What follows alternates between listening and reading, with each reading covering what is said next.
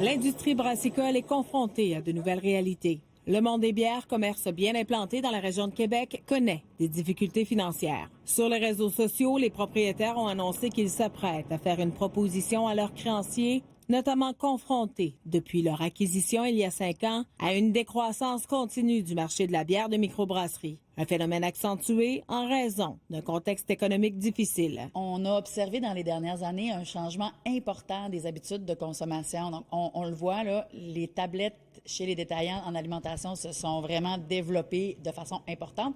Donc, le consommateur retrouve aujourd'hui ce qui, auparavant, l'obligeait à aller faire un détour chez les détaillants spécialisés. Il y a un resserrement au niveau de la demande pour ce qui est de la bière et bien sûr, la bière de microbrasserie est généralement plus chère. Alors, évidemment, des ménages font plus attention avec leur budget ces temps-ci. Donc, c'est pour ça qu'on recherche des rabais, en plus du fait que les gens boivent moins d'alcool de façon générale. Actuellement, en province, on compte 320 microbrasseries. De ce nombre, 14 nouveaux joueurs sont arrivés en 2025. On n'avait pas d'offres alimentaires avant ou très peu, puis là, on s'en va, on sera un resto-pub. Les habitudes de consommation changent, les brasseurs n'ont d'autre choix que de s'adapter.